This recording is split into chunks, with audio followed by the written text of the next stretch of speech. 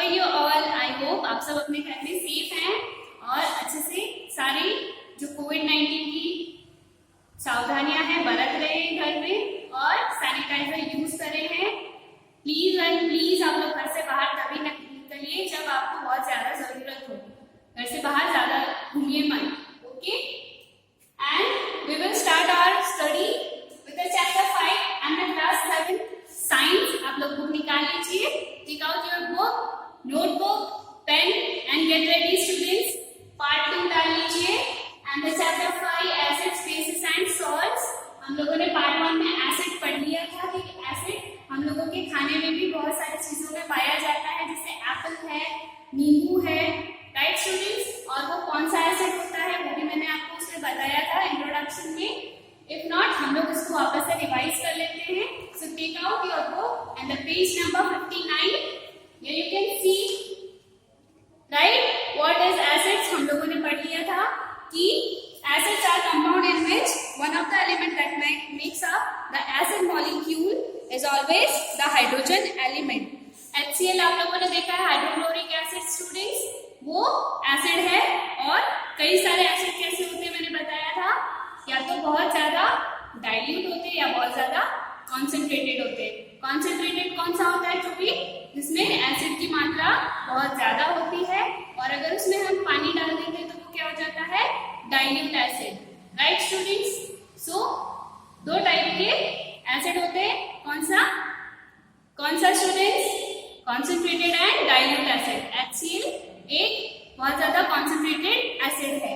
और जो एसिड्स हम लोग खाने में यूज करते हैं, जो कि हमारे स्टमक में भी होता है, जो खाना यानी हम जो खाना खाते हैं उसको डाइजेशन इंप्रूव करने के लिए यूज में आता है, तो उसके लिए हम जो एसिड खाते हैं, इनटेक करते हैं, उसमें कौन कौन से आता है? जैसे एसिटिक एसिड यानी vinegar, you can C vinegar acetic acid है। एप्पल में मैलिक एसिड होता है, ग्रेप्स में टार्टरिक एसिड, सॉफ्ट ड्रिंक्स में कार्बोनिक एसिड, कर्ड में लैक्टिक एसिड, एंड जो बहुत सारे फ्रूट्स होते हैं, जैसे जो खट्टे फ्रूट्स होते हैं, जैसे आप ऑरेंज ले लीजिए, मौसम्बी, ऑरेंज और नींबू, इनमें साइट्रिक एसिड होता है। सो आई होप स्टूडेंट मैंने आपको होमवर्क दिया था कि आपको चेक करना है ये सारे कार्बोनिक एसिड। आप लोगों ने सॉफ्ट ड्रिंक देखा है, उसमें कार्बोनिक एसिड होता है, और जो एप्पल होता है उसमें कौन सा होता है? कौन सा होता है स्टूडेंट्स? जल्दी बोलिए क्विकली, आई नीड आंसर। नहीं पता? वीडियो वापस से देखना और अच्छे से देखना कि कौन सा होता है। मैं जो नेक्स्ट वीडियो होगा हमारा मीटिंग में पूछूंगी मैं, गॉट इट? और ये ड्यू रहा, आप लोगों को बताना है एप्पल में कौन सा एसिड होता है। नाउ हम लोगों ने एसिड्स पढ़ लिया है, अब हम लोग बेसिस पढ़ेंगे, बेसिस क्या होता है। So take out the page number 60 with the heading what is basis। So students page number 60 निकालिए। पहले हम लोग डिस्कस कर लेते हैं कि हम लोगों ने एसिड में ये सारी चीजें जो पढ़ी थी वो आपको याद भी है या नहीं। पहले बेसिस स्टार्ट में करती हूँ, बट आप लोग एक बार इसको रिवाइज कर लेना पेज नंबर 60 को, जिसमें एसिड डिसॉल्व इन वाटर दे रखा है और एसिड की कुछ प्रॉपर्टीज बता रखी है कि एसिड कोरोसिव होता है, बहुत स्ट्रांग होता है, वीक होता है, कौन सा होता है, कैसा होता है, सारे इसकी जो ये जो आपको ब्लॉक दिख रहा है ये आपको अच्छे से बनाना है। आपकी नोटबुक में मैंने बोला था, आपने बनाया है, ये बनाना है ये आपको, गॉट इट? और जो यूजेस है एसिड के ये भी आपको याद करने हैं, ठीक है? Nitric acid, sulphuric acid, hydrochloric acid, ये कहाँ कहाँ यूज होता है मैंने आपको पढ़ाया था, गॉट इट? अगर नहीं पढ़ा है तो पहले पार्ट 1 पढ़ना, देन आपको समझ में आएगा कि पार्ट 2 में बेसिस क्या है। Now come to the page number 61, जिसमें बेसिस का आपको हेडिंग दिख रहा होगा students. If you have book you can read it out मेरे साथ साथ में। Put your finger over here. Bases have a soapy feel and bitter taste. मतलब जो बेसिस होता है उसका हम लोग अगर हाथ में सोप लेते तो कैसे फील आता है? स्लिपरी टाइप में, उसमें झाग बनता है, राइट? और उसका टेस्ट कैसा होता है? बिटर टेस्ट होता है, यानी कड़वा होता है।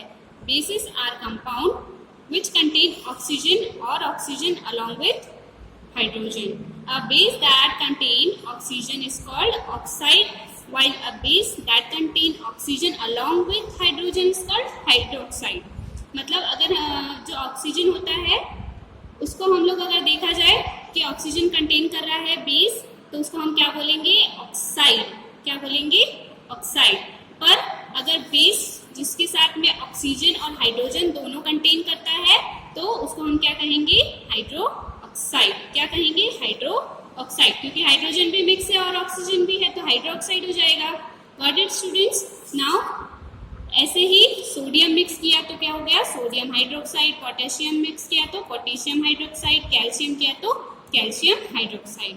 और जो कैल्शियम ऑक्साइड होता है वो बेस होता है, बेसिस होता है. ओके स्टूडेंट्स, नाउ हम लोग इसकी प्रॉपर्टीज पढ़ते हैं. Properties of basis.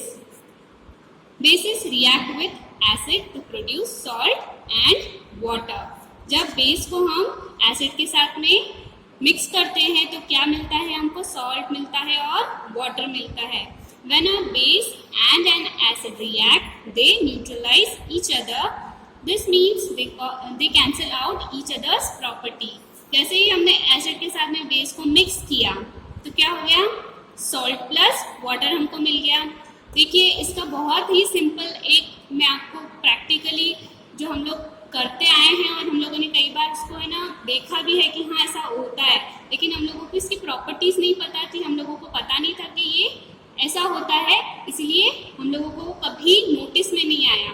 देखिए आपके घर में अगर बहुत ज़्यादा हार्ड वाटर आता है, बहुत ज़्यादा हार्ड वाटर मतलब उसमें कैल्शियम की मात्रा बहुत ज़्यादा होती है, तो पानी का टेस्ट कैसा आता है स्टूडेंट्स? बहुत ज़्यादा सॉल्टी आता है, राइट. और जो हमारी मटकी होती है जिसमें हम पानी फिल करके रखते हैं, पॉट होता है हमारा, वो उसके ऊपर सॉल्ट जम जाता है. देखा होगा आपने, कई बार मटकी बहुत पुरानी रखी हुई होती है हमारे घर में, तो उस मटके पे क्या हो जाता है? सॉल्ट जम जाता है.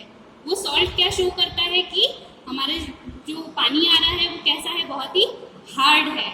और उससे जब हम लोग सोप यूज़ करते हैं, उस पानी से हम लोग बाथिंग के लिए जब सोप हाथ में लेते हैं और उस पानी से हम सोप मिक्स करते हैं तो झाग का जो फॉर्मेशन है वो बहुत ही ज़्यादा कम होता है.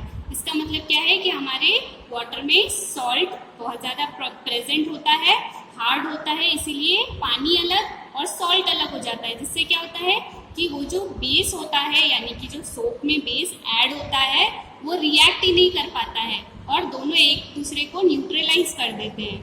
तो इधर एसिड और बेस को मिलाने पर सेम थिंग हो रही है, सॉल्ट मिल रहा है और वाटर मिल रहा है. पर यहाँ पर क्या नहीं बन पा रहा है? झाग नहीं बन पा रहा है, फॉर्म्स नहीं बन पा रहे हैं. Got it students? समझ में आया आपको? आपने कई बार ये देखा होगा घर पे, लेकिन आपको इसका टेंडेंसी समझ में नहीं आया होगा जो कि इसकी प्रॉपर्टी है बेसिस की. Got it? Now some bases dissolve in water. और कुछ बेसिस ऐसे होते हैं जो पानी के साथ डिसॉल्व हो जाते हैं. A base that readily dissolve in water is known as acid. React, they neutralize each other. Some bases dissolve in water. ये हम पढ़ रहे थे. Some bases dissolve in water. कुछ bases जल्दी से पानी में डिसॉल्व हो जाते हैं. वो क्या कहलाते हैं? एल्कली. क्या कहलाते हैं? एल्कली. देखो बच्चों यहाँ पर है ना डिफरेंस है. एसिड, बेस, एसिड को बेस से मिलाया तो सॉल्ट और वाटर मिल गया. अब हम पढ़ रहे हैं alkali. Got it?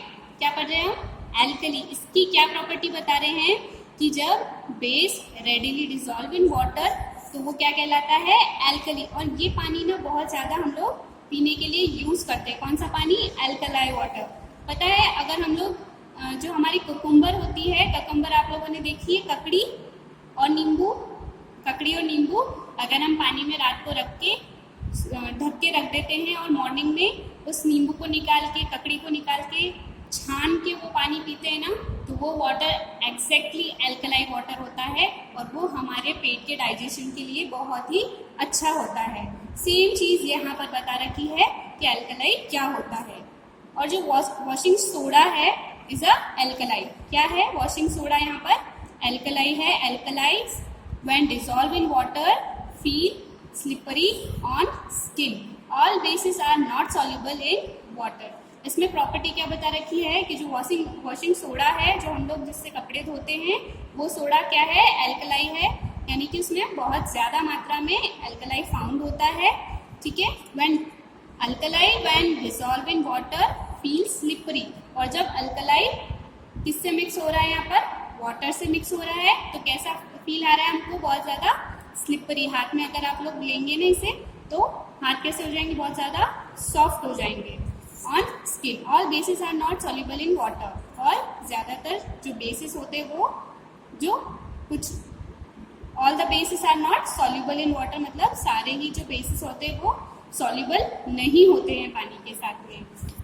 Next point है हमारा, सम बेसिस आर कोरोसिव। कोरोसिव मतलब क्या स्टूडेंट्स, कोरोसिव मतलब बताइए, समझ में आ रहा है आपको कोरोसिव क्या हो रहा है? हम लोग बहुत बार पढ़ चुके हैं इसको।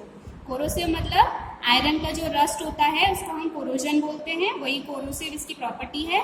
सम बेसिस आर कोरोसिव, यानी ये बहुत जल्दी कोरोजन पकड़ते हैं, इनमें बहुत जल्दी जंग लगता है। Some bases are strong bases whereas some are weak bases. Strong bases are corrosive and can damage living tissues. ठीक है, सम जो बेसिस होते हैं वो स्ट्रॉन्ग होते हैं और कोरोसिव होते हैं, और क्या करते हैं, लिविंग टिश्यूज को डैमेज कर देते हैं। Now the uses of basis, uses पढ़ लेंगे हम लोग। यूजेस आपको याद भी रखने हैं स्टूडेंट्स, इसके क्वेश्चंस बनते हैं, दिस इज वेरी इंपॉर्टेंट, सो आप लोगों को ये ध्यान से पढ़ना है। Sodium hydroxide is a strong base and is used in drain cleaners. Strong bases dissolve grease and help in removing dirt. जैसे आपने देखा होगा हमारे जो टॉयलेट या बाथरूम हम लोग यूज़ करते हैं, उसको हम क्लीन करने के लिए जो सॉल्यूशन यूज़ करते हैं उसमें बेसिस होता है। Sodium hydroxide is a strong base and is used in drain cleaners. जो बड़ी बड़ी हमारी ड्रेनेज होती है उनको क्लीन करने के लिए हम क्या यूज करते हैं, ये sodium hydroxide. Strong bases dissolve grease, जो ग्रीस जम जाता है, बार बार हम ऑयल भी यूज करते हैं, जैसे हम लोग शैम्पू करते हैं तो हमारे हेयर्स का जो ऑयल है वो बह के ड्रेनेज में जाता ही है, तो वो एज अ ग्रीस उस ड्रेनेज में जम जाता है, उस नाली में जम जाता है। तो उसको निकालने के लिए हम क्या डालते हैं, सॉल्यूशन, और वो सॉल्यूशन जैसे सोडियम हाइड्रोक्साइड ले लीजिए आप, वो डाला तो हमारी ड्रेनेज एकदम क्लीन हो जाती है, उससे ग्रीस भी निकल जाता है। Got it? आपको अच्छे से समझ में आया है क्या यूज है बेसिस का? नाउ इसमें एक ब्लॉक दे रखा है, ये you can see the block, bases दे रखे हैं, यूजेस दे रखे हैं, बहुत ही सिंपल लैंग्वेज में आप लोगों को ये दे रखे हैं, आपको इसको समझना है और नोट डाउन करना है आपकी नोटबुक में। Sodium hydroxide in the manufacture of paper, soaps and detergents, सबसे सिंपल और सबसे अच्छा एग्जाम्पल है सोडियम हाइड्रोक्साइड, जो अभी मैंने आपको समझाया। इन the manufacture of paper, paper बनाने के लिए काम में आता है, सोप बनाने के लिए और डिटर्जेंट्स बनाने के लिए। Now potassium hydroxide in manufacture of soaps and batteries. Batteries से क्या समझते हैं आप? बैटरीज मतलब जो हम ऑटोमोबाइल्स में बैटरीज यूज करते हैं वो, ठीक है।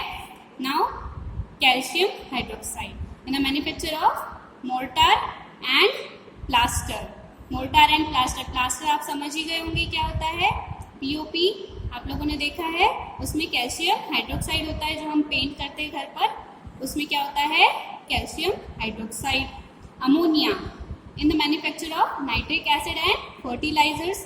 अमोनिया सबसे ज़्यादा हम लोग खेतों में डालते हैं ताकि हमारी जो फसल है वो खराब नहीं हो, और उससे बहुत ज़्यादा हार्मफुल इफेक्ट्स भी होते हैं इसके, इसीलिए हम लोग इसका यूज़ बहुत ज़्यादा नहीं करते हैं, बट डालते हैं कुछ मात्रा में ताकि हमारी जो फसल है वो खराब नहीं हो, क्रॉप्स खराब नहीं हो। Got it students? I think आपको ये अच्छे से समझ में आ गया है। सो गेट रेडी, आपको ये नोट डाउन करना है पूरा पेज अच्छे से। व्हाट इज बेसिस, उसकी डेफिनेशन, उसकी प्रॉपर्टीज में ये वाला ब्लॉक एसिड प्लस बेस मिलके क्या बना रहा है, सॉल्ट एंड वाटर। आपको एग्जाम्पल मैंने दिया ही है, यूजेस लिखना है आपको, ठीक है स्टूडेंट्स। नाउ हमारा यहाँ पर बेसिस कंप्लीट हो गया है, हम लोग अब सॉल्ट की तरफ चलते हैं कि सॉल्ट क्या होता है, कैसा होता है, कहाँ कहाँ यूज होता है। Got it students? So students, हम लोग सॉल्ट पढ़े, उससे पहले आप लोगों को होमवर्क है कि व्हाट आर बेसिस आपको लिखना है। ये सारी प्रॉपर्टीज जो मैंने लिखी है आप ब्लैक बोर्ड पे देख सकते हैं, आप स्क्रीनशॉट ले लीजिए। ये सारी चीज अगर आपके पास बुक में है, अगर बुक है तो आप लोग अच्छे से उसको नोट डाउन करिए, ऐसे पॉइंट्स बना के, एग्जाम्पल देके और अच्छे से रिमाइंड करके कि मैंने आपको क्या क्या एग्जाम्पल दिए हैं। एग्जाम्पल इसमें नहीं दिए हुए हैं, मैंने आपको समझाए हैं, तो वीडियो पूरा देखना, अच्छे से देखना और बार बार देखना, ठीक है। तो ये सारी प्रॉपर्टीज आपको लिखनी है। मैं नोट आपकी जो नोटबुक है उस पर चेक करूंगी, अच्छी राइटिंग में लिखना और जो ब्लॉक्स है क्लियर बनाना, ठीक है, ताकि आपको भी समझ में आए आपने क्या लिखा है। नाउ ये आपका होमवर्क है कि ये सारी चीजें आपको नोट डाउन करनी है। Okay, thank you and all the best.